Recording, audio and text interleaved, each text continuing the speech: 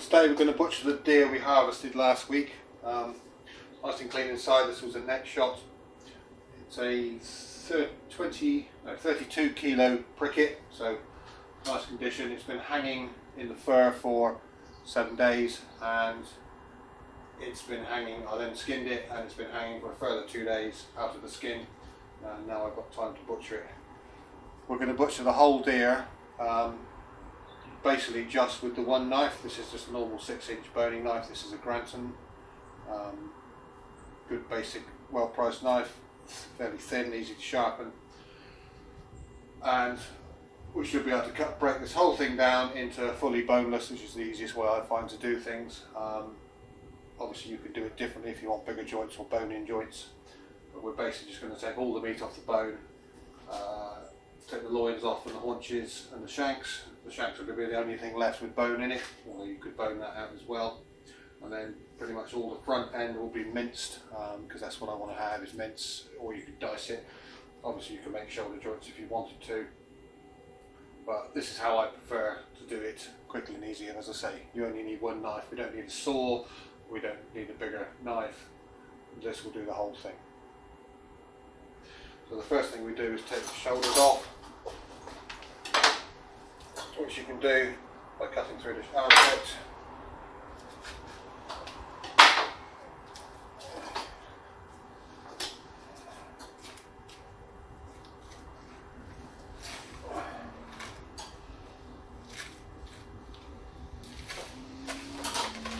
There's no joint here as such, it's just held on by the muscles.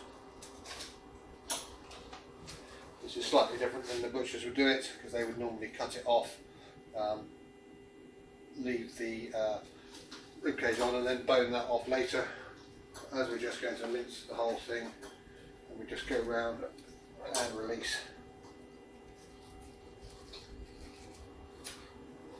the shoulder blade. As I say, you can get some joints out of that, or even a shank, foreshank.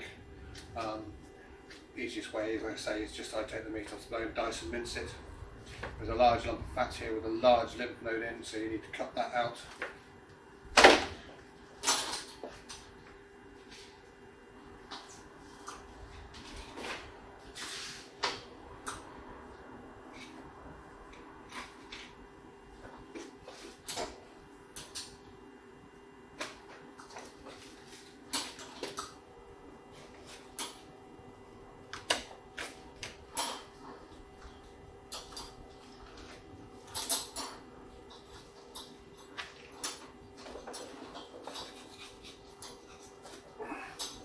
Another nice shoulder, again, because it's not been shoulder shot, you get all the meat back in good condition. Obviously I'm doing this hanging. You can also just put it on the block and do it flat, which is what a lot of people do. I find it quite easy because I can then take a piece off, slide this back into my chiller to keep it cool while I process one bit, and then bring it out for the next piece. So once you process the shoulders, I would then take the remaining part of the body off. So we go through a joint, feel about with your knife until you can find a joint roughly about here. You can then break the joint through, go through, cut round, and the other side. Join the cuts across the back.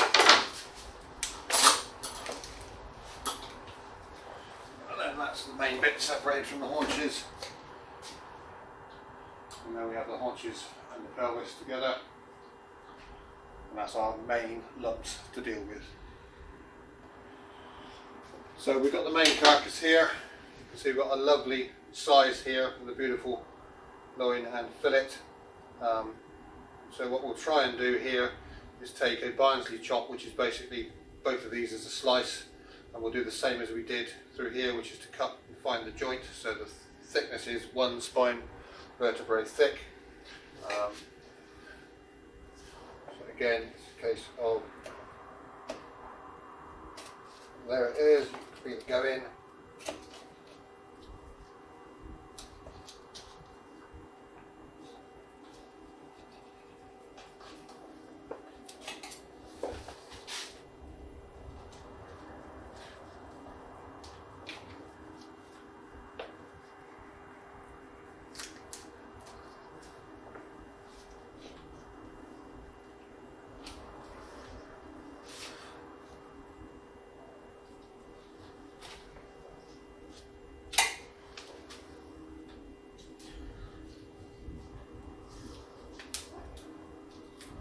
is trickier than using a saw or a chopper, cleaver, because you've got guard bones you need to get around, but it is possible.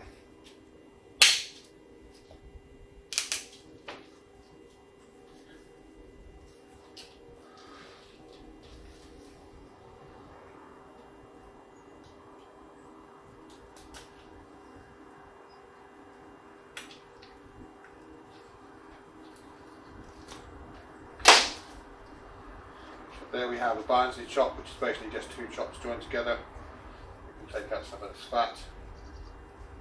And you could chop that in half if you just wanted normal chops.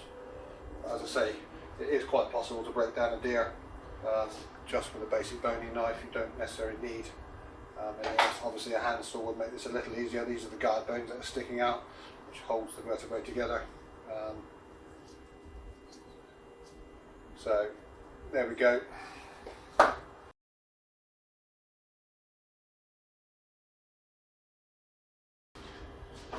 Same again, we can take the neck off with a boning knife. Again, it is easier with a saw, but with a little bit of patience you can get around the joint and separate it through. So we'll just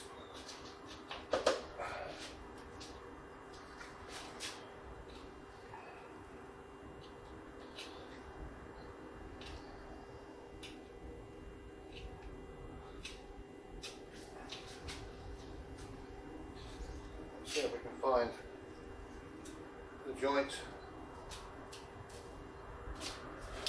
There we go.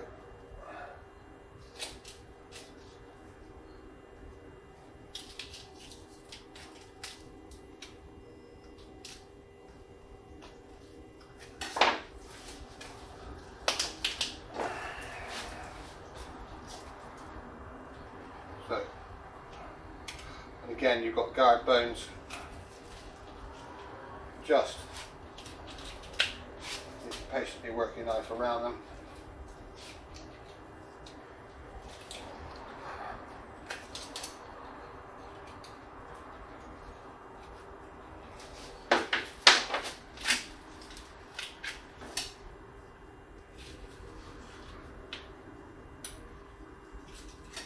Again, not quite as pretty as doing it with a saw, which would just chop straight through that. You would again cut with your knife through all the meat and then just use the saw to nip through the bones. And there we have the whole neck, which is in good condition. There's not a lot of meat on it at the moment due to the rut. And then we have our saddle. So on the inside on this one, take out a bit of this fat lump. I'm going into burgers. I'll clean it all up later.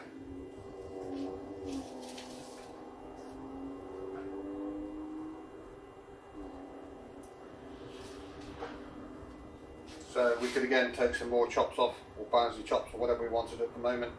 I'm going to leave this on because I want the loins now. So all we've got to do is take out the fillet, tenderloin, whichever you want to call it.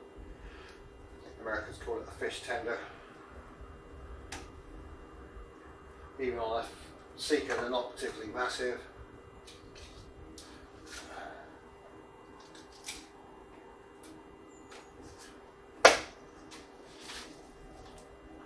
There we go. You can saw the breast off here if you want to have, obviously, like similar to a breast of lamb. Even on these, I don't really think it's worth it personally. So I just sheet bone all the meat off and use that again in the burger mix.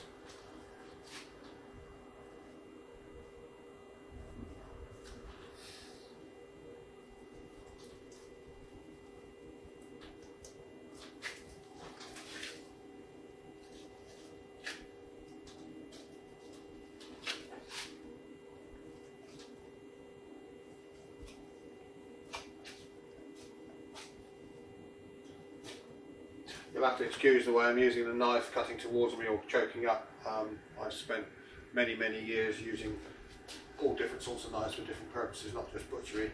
So holding and using knives like this is something I'm used to doing for carving wood and stuff, and it's very difficult to change over to what would be considered normal butchery practice. It is perfectly safe. You basically crank your arm so that if it slips, the blade doesn't hit you, etc.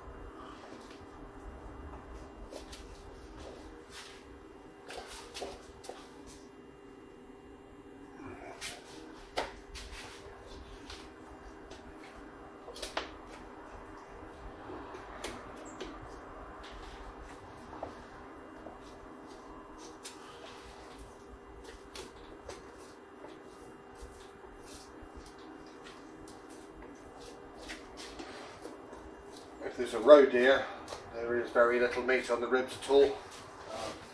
Sika, you get a nice layer. It is quite a lot of fat on it for deer. And again, you could roll this up and stuff it if you wanted to, but I find it's a very good thing for putting in mince and burgers because it's got a reasonable fat content.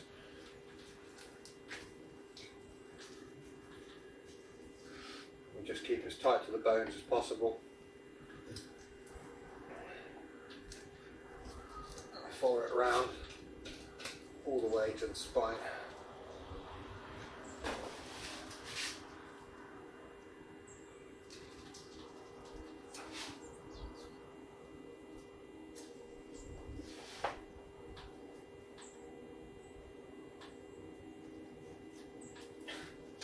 One more escaped.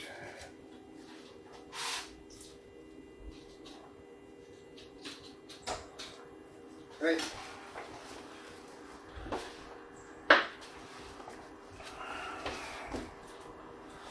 Now spine here, so we want to go down to this side.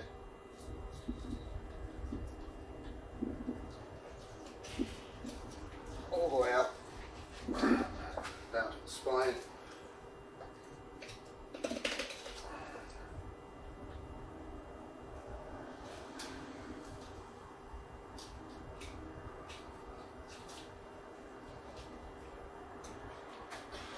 This back half here, again, there's a little lump in the spine that you hit in both ways and you need to go up and around it. Again, it's a bit like a guard bone, but if you're not careful, going around carefully, you can lose a lot of meat off your fillet.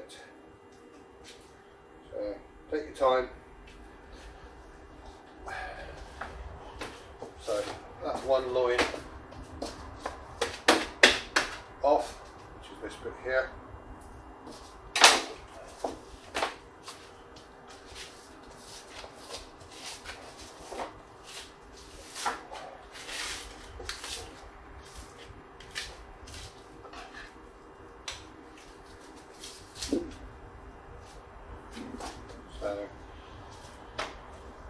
There's your money.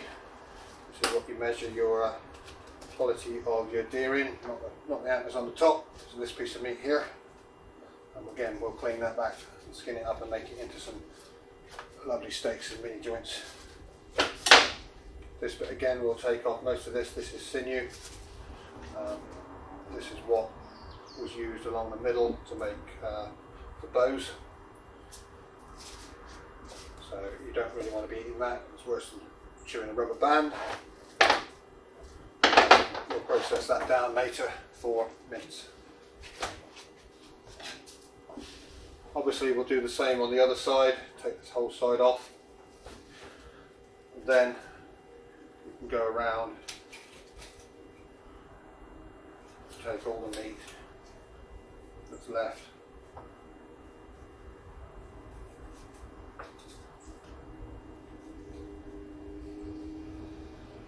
Again, this goes into burgers.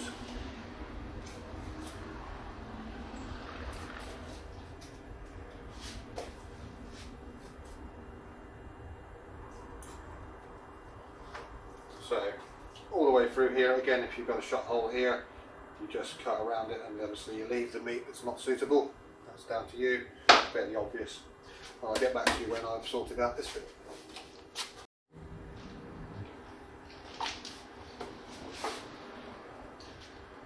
we go then, we've taken the other side off and I've stripped out all the meat between the bones. As you can see, we've got a reasonable amount there for mince. Good few burgers in that. Obviously the longer you take, the more you can get out. Bin anything you're not happy with. And there you go. So again, still only using the one boning knife. And that's the centerpiece sorted. Okay, the next one was a fun one because it's a lot of guard bones and fiddly bits to get in, but basically got the spine here. I need to go around and take off as much meat as possible. So you can feel the edge of the bones here. It's a fairly time-consuming job, but you get some practice at it, even then. But take your time, and you should get, especially off a well-fed Pricket, a reasonable amount of meat.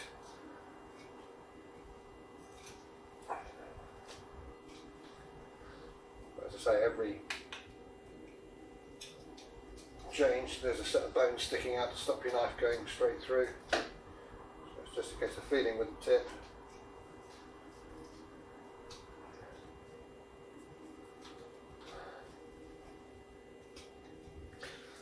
We found the paddywhack, which is the neck tendon here, so we're in the middle.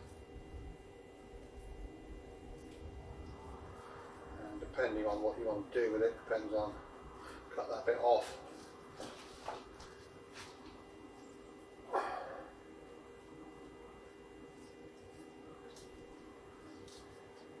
Or go from the other side.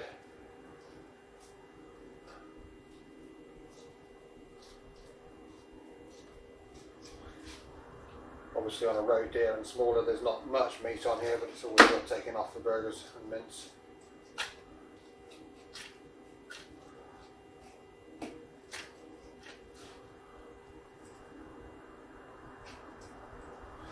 Generally avoid the front end because that's where the head was taken off when we brought it into the larder, so that's been exposed.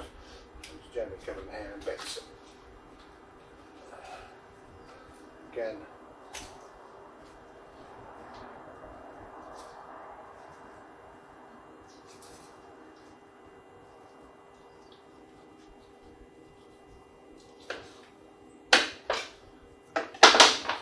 so depending on the condition in here, you can take some more meat off the front. You can go around and trim off some more to put into the pile. So any of the stuff we don't really like the look of. And again, this is down to you.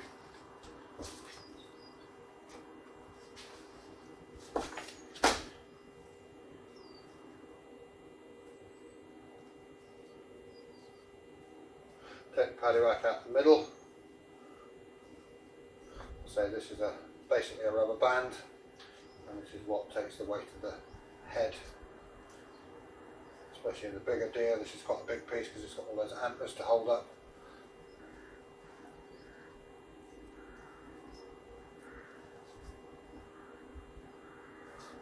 You really don't want to be eating this.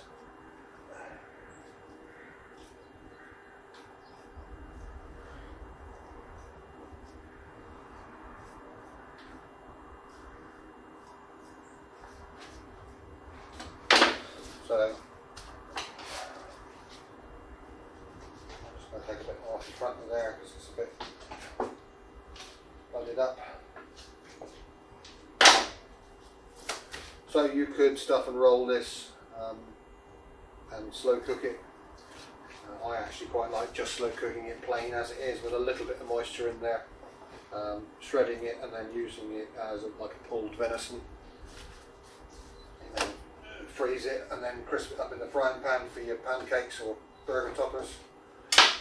However, this one I will probably just run through the mincer with the shoulders because mince, let's go with the shoulder gland there.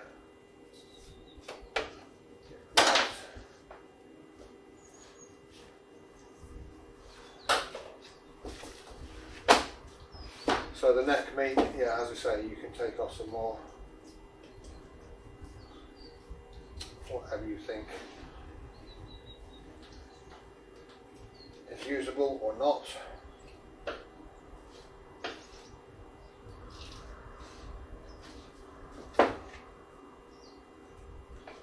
So you can spend as much time as you want on that getting off, or you can just chuck that in the stock pot. There's plenty of meat on the slow cooker in the stock pot to make a nice stock, and you'll get some off of it for that. Okay, the loin, or in America the back straps. So this is the back of the animal. This is where you would get your sirloin steaks off of the cow, moving into the ribeye section and then the chuck bit at the front. So we'll strip all this down. Again, all this is generally soft fat, so that can go into mince. You can either steak this up, or what I generally do is cut it into reasonable lumps for 2 people. So probably 3 out of this, and then when I take it out of the freezer, I can always cut it up into steaks if I want, or cook it as a whole. And although this isn't like beef fillet, it does actually make a very nice Wellington. So you can use it similar to fillet in a lot of things, or I find I can anyway, especially if it's been well hung. So again, it's just a case of carefully going around and removing any bits of the chain. Oh, there's some paddy wax still left from the neck, around the waist. As you can see, as it moves to the front, into the chuck and ribeye region, it moves into multiple muscles. This is more of a single one down the front. So we need to skin off.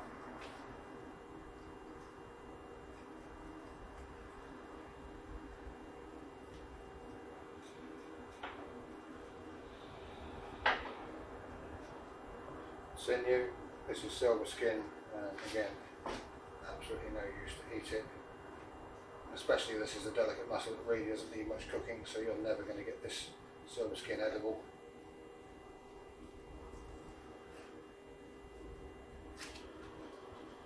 Again, take your time, there's no rush. Put the meat on there.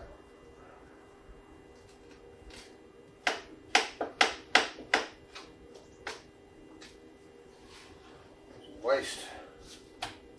So that's your prime bit, moving down, but it's all good stuff.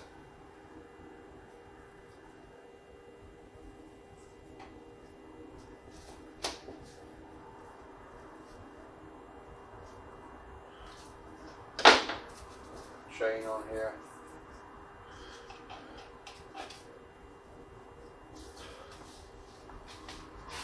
So if I go there,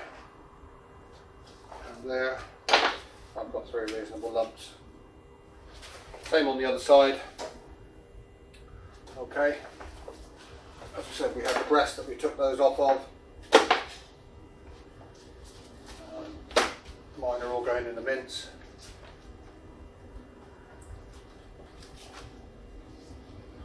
So I'll take off some of this.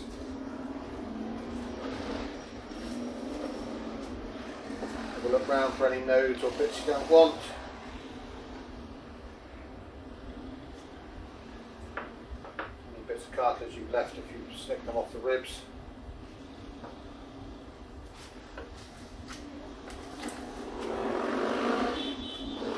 As I say, you can roll it and use it. It's pretty good. On these particular ones, again, roe deer, you get virtually nothing off of this area.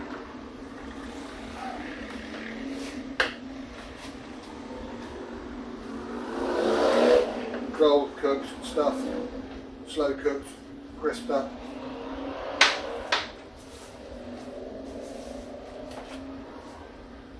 Okay, so that's the loin and breast from that bit. Okay, shoulders. So I've got one here, I've already done, basically boned out, separated into the 3 bones, and then boned out each one. Also the shank, the blade, centerpiece. You could obviously cook these slow cooker as mini roasting joints, give a bit of stuffing, dice them up, mince them, whatever. Mince is what I'm going to be doing with these. Or you can have them with the bone in. Again, we don't need to saw, which we would normally do, is saw through the centre bone here for the top half. You can actually go to the joint, which is around here somewhere.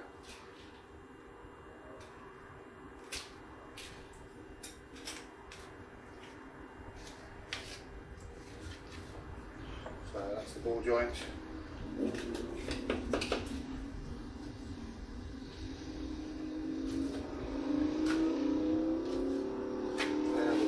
This lies on the fat on the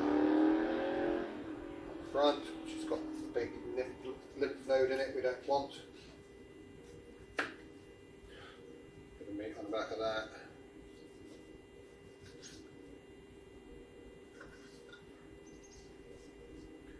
And that can go in the pile. So there's your lymph node in there. It is a big one, it's about that big. The waist. There, that's okay, it's a bit of fat meat that can go in the mix. So that's a bone-in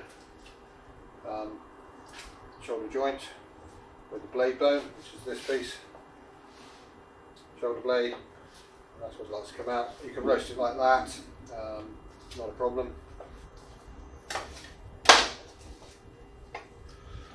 Okay, you can take the shank off. So again, we've got an odd shaped joint here. It's the opposite one, so the joint is here. We've got a bit of bone sticking up, so we need to cut down and then go through this joint. And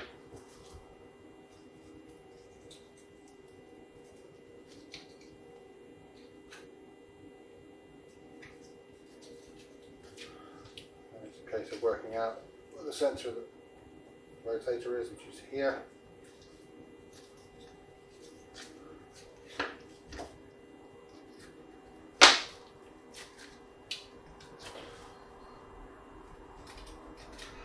Carefully working around. It's one of those joints that takes a few tries before you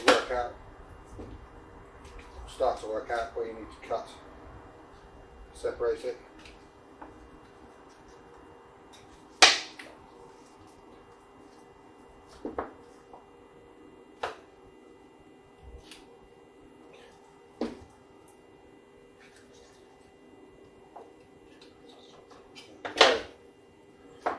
As you can see, there's quite a complicated interface there. So there we go, that's the shoulder joint into 3 bone-in roasting joints. There's a nice little joint there for 2 people at least. You could have a shank each. Obviously the blade bone would do 2 or 3 people. So boned out, bone in, mince, dice, all slow cooked stuff, lovely. Last part, haunches. We obviously cut this from the main body. It's been sitting in the chiller waiting for me to come out. I've put all the meat I've cut now in the chiller. So all that's up here is bones and waste. So generally speaking, people saw it in half, then they saw the back off, which again, you need a saw and can be a bit of a pain, and then you take all the bone out anyway. So on smaller deer, small roe, etc., you can actually bone round and just take both haunches off without splitting the pelvis.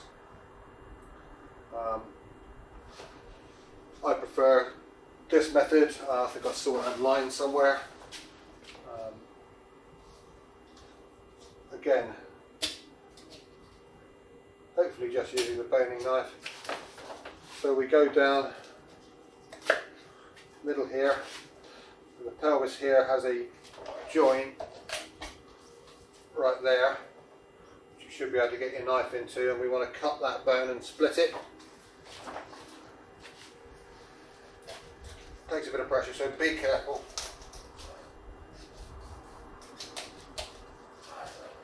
And obviously, to be honest, on some of the bigger deer, you're not going to just push the knife through. You might need to use a small mallet, and again use a wooden or plastic mallet.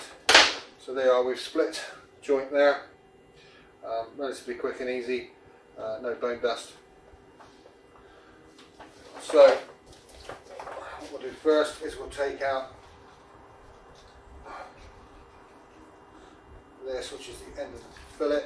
If you wanted these fillets out to eat its fillets, you're probably better off taking these out as soon as you shoot it, as you're processing it into the larder. They tend to blacken and dry out the left in, and you can take them out whole. I'm never that bothered about them. They are quite tasty, but even both of them on a largish Sika isn't a massive amount of meat, so they will go back into the dice and mince pile.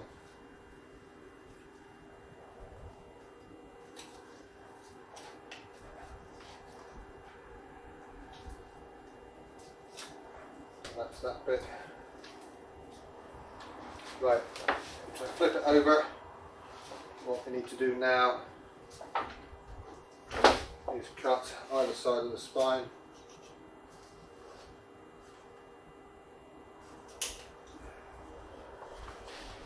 Again, down the backbone.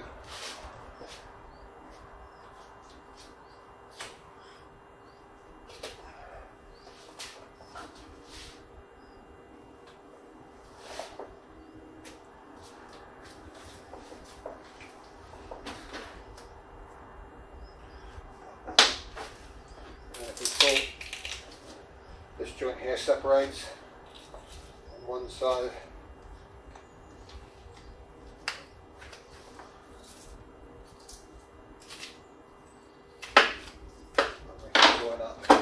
So there's a haunch, you've got a small amount of pelvis still left in here. There. Second one. Cut it down. Onto the tail.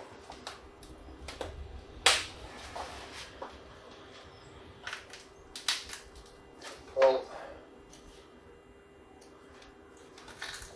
Find the assistance, you can get the knife in the gap. Just separate. So there we have the back end. Depending on how you do it, goes on meat, but again that can be taken off.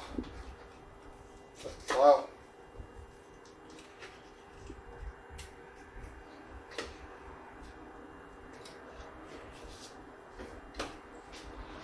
don't generally do much with that.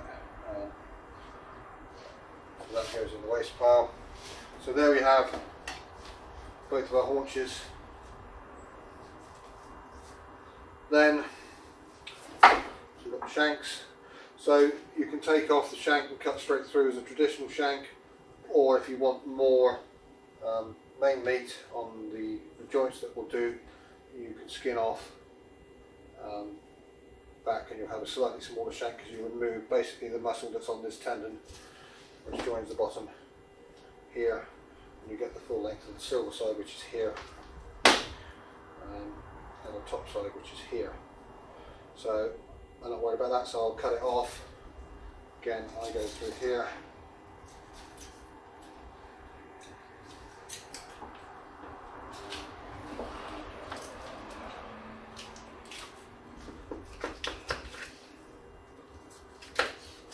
So there's a shank, tendon off. This is probably about the main area to have a saw, because normally you would saw this off, but you can see that there is still a spare joint. You cut the legs off here, the feet off. I'll finish that one off later. As I say, it is easier to saw that, but we're trying to not use a saw today. So we've got this small bit of pelvis left.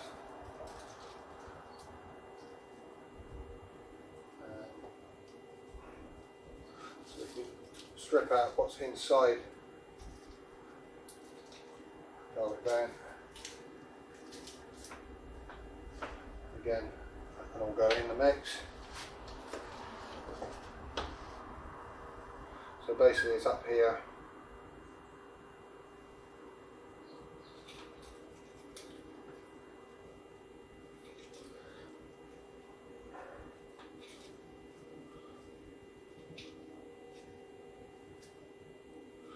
There's a hole in here.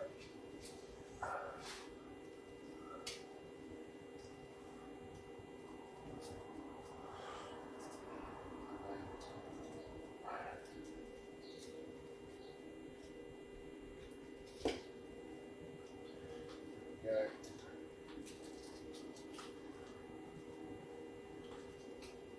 It's just a case of going around the ball joint is up here. Ball joint is there, so we need to get in and release the tendon inside the ball joint,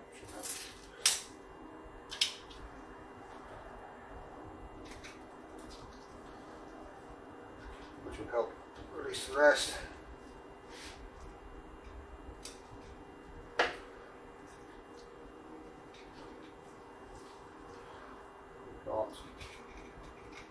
Nice big flat bit, the bit we separated.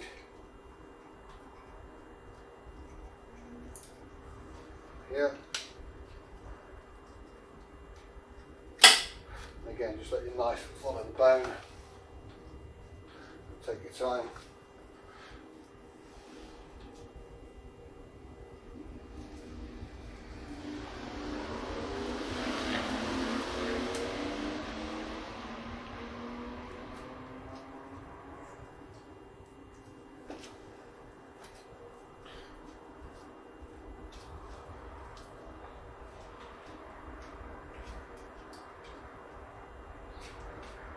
Around the rest of the ball joint.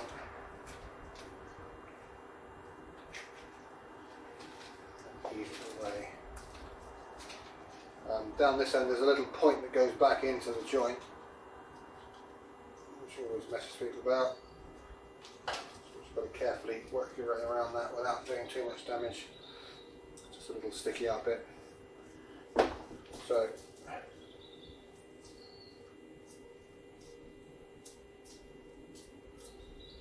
this off.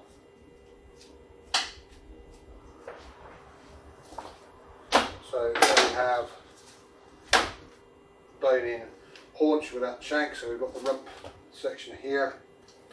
Again, like the shoulder, there's a big lump of fat up here on the front of the thigh, which has got a node in it, which we want to get rid of.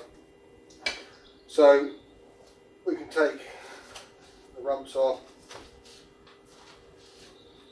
Again, mini jump joint, or cut it into a couple of rump steaks.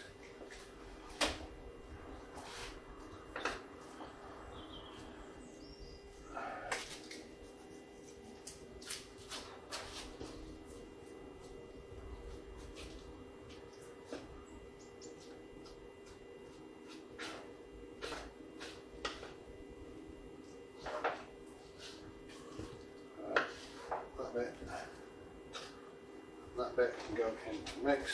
That's just fat lymph node, so that can go. So yes, if you want your traditional haunch, you've either got the full one or the trim one. Now, what does this weigh? Well, that's 3.2 kilos, which is a bit big for most families. So what I generally do is break this down into mini joints and or steaks. So again, it's fairly easy. Lack of fat, you can see there's the silver side muscle, that's the salmon cut. Okay, this bit is the top side, and then you've got the knuckle on the front. So we basically seam through all of these and take it apart. So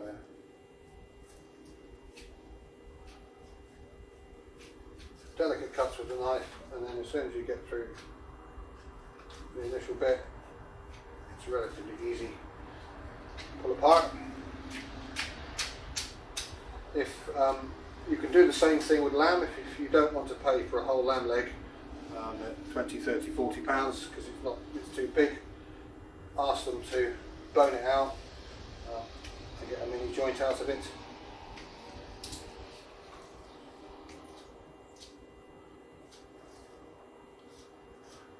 You'll get the right amount of meat at a more sensible cost.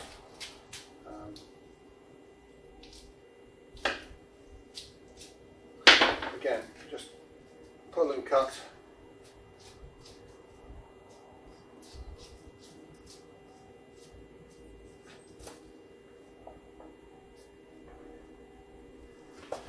So what we've got there, there's the silver side.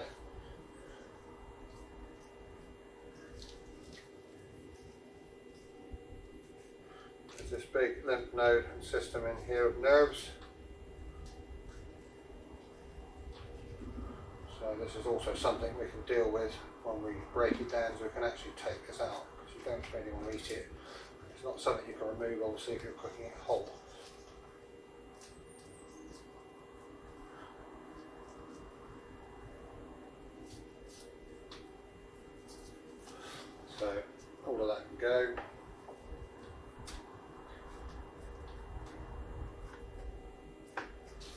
So that's those two laid out. Obviously, to carry on, we would cut through here. You can also do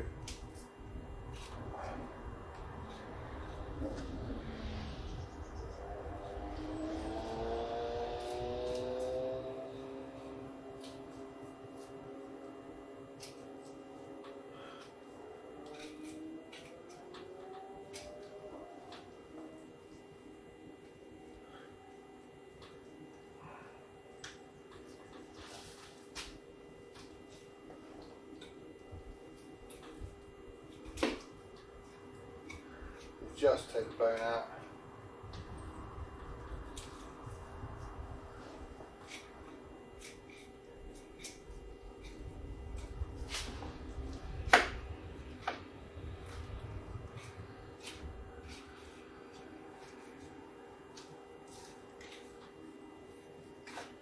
Don't forget, on the end here is a kneecap. Right, so that's the leg bone, kneecap's still on there. That bit's part of what was the shank, top of the shank.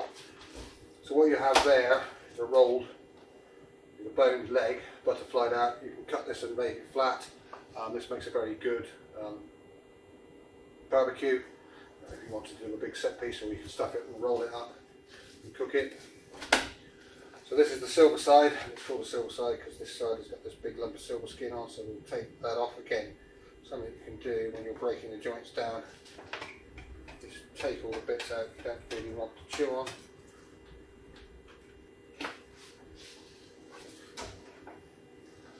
So you can break this into various pieces.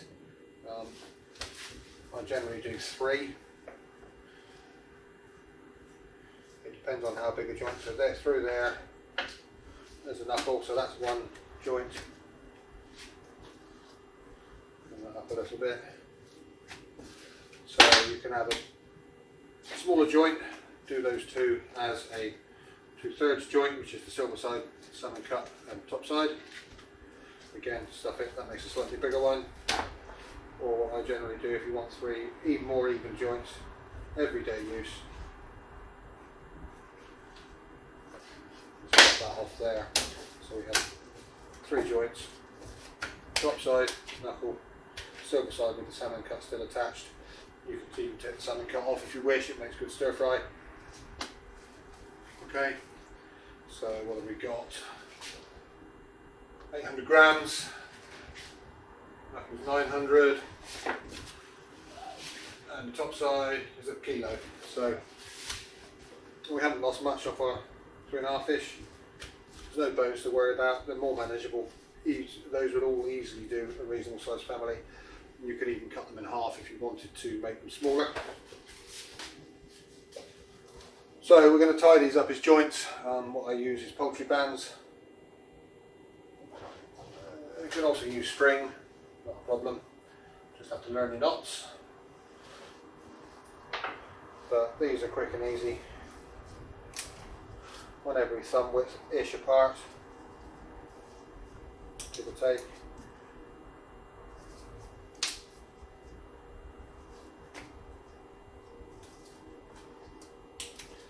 Now, all of these joints can be cut into steaks, so I generally keep them as joints, and if I want them, when I take them out, if I want steaks, I'll just cut the steaks off.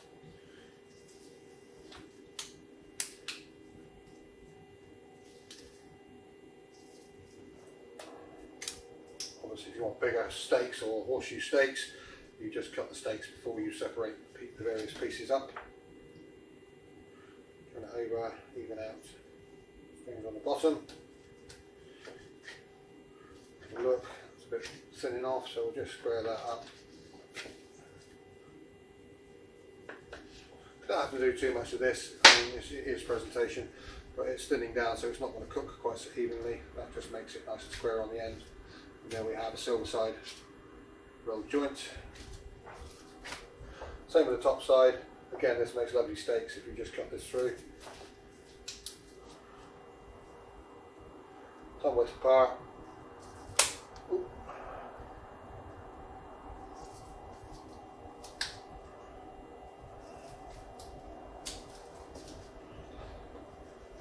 Again, you can use this if you were going to do the boneless and rolled shoulder joints. You can use these on that as well.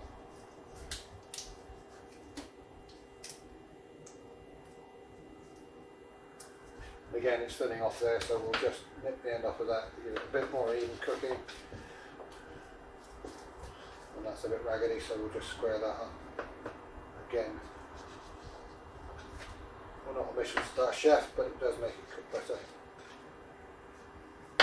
Again, that's a whole roll top side for venison. Yeah, 850 grams now we've trimmed it. So again, that is plenty for a family of 4, probably a bit more.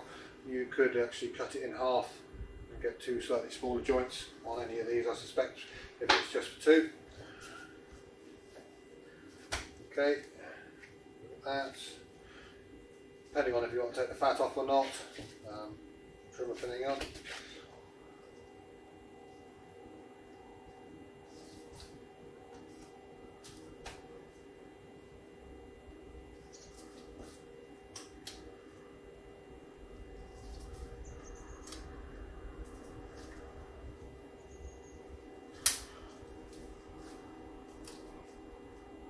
So obviously out of this deal we're going to have 6 of these good size family joints.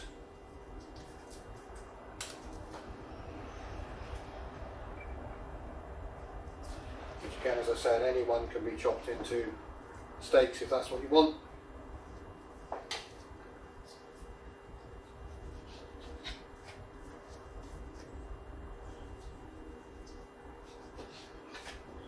And again, like the whole piece I rolled out and butterflied, you can, if you want to, open this up, butterfly this out with a knife, flavour it and re-roll it or stuff it. Again, it works on the barbecue or in the oven. You don't have to barbecue everything on open fire. It's very nice, but all this will cook in a family cooker quite easily. So there we go, that's your leg. A couple of chumps or rump steaks, cut through. And again, you'll double that with this side, and obviously the shank on the end. Again, you can bone the shank out, but they're nice and easy in the slow cooker. So there you go, one 32 kilo Sika Pricket, cut up how I would do it for well, this is for me and a friend of mine's family. Nothing too unreasonable in size. We've both elected just to have all this lot into mince. Obviously we could make quite a lot of dice out of it, but lasagnas and spag bowls and pies and things, I prefer mince. So we've got the loin, chump chops or rump steaks. Got one biased chop just to show you can take those off. Again, it's not quite as pretty as using a saw, but it is quite possible to do it. We've got 6 good sized venison haunch joints which can be staked. You could probably cut these in half to make 12 half size joints, which would be ideal for 2. A couple of good sized shanks, a load of various bones here, and the neck which can be all boiled down for stock. Rib cage again is pretty much waste. On this little pile here is all the waste trim that will just go in the bin. Isn't suitable for dice or mince. It's all the bits you don't want, and again that can vary. If you've obviously got something that's been badly shot, you'll get a lot more of that. But I'd say for your own use, it's easy enough to break out. One knife can do it all. As I say, you can make yourself easier. Obviously other knives you can buy, staking knives, skinning knives, choppers.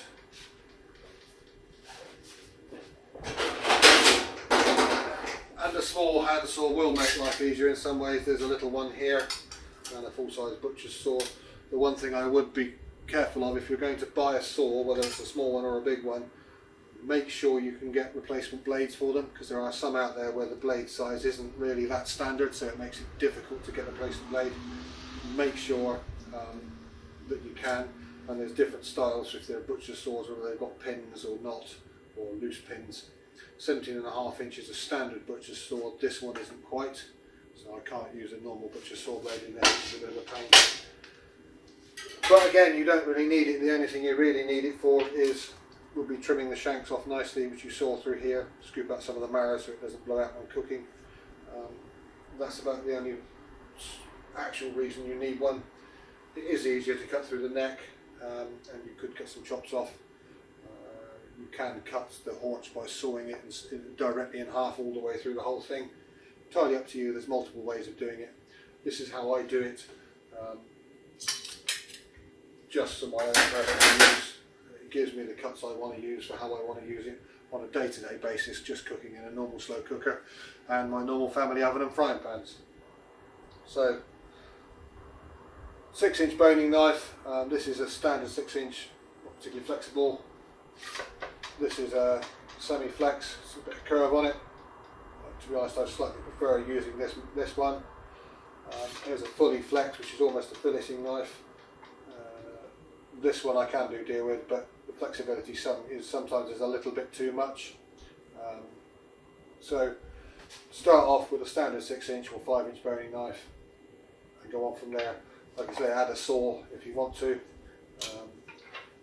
and maybe a staking knife, but again, the size of this stuff here, you don't really need the bigger knife particularly, and one of your kitchen knives may well do that properly. I wouldn't suggest using a normal kitchen knife as a boning knife. They need a bit of flex you give in them, because you can snap kitchen knives when you're going around joints. So there you go. What I'll do now is pack all this up, ready for the freezer, and run all of that lot through the mincer and pack it up into 500-gram bags for me, maybe 600-700 quid for my friend who's having some, because he's got a slightly bigger family. That's the beauty of packing yourself. You could decide. For 2 people, I generally pack 350-gram Dyson mince. It gives them a slightly less than the 500, which is I consider a 4-person family, and go from there. So thank you for watching. Any questions, put them in the comments, and I'll see if I can help. Thank you.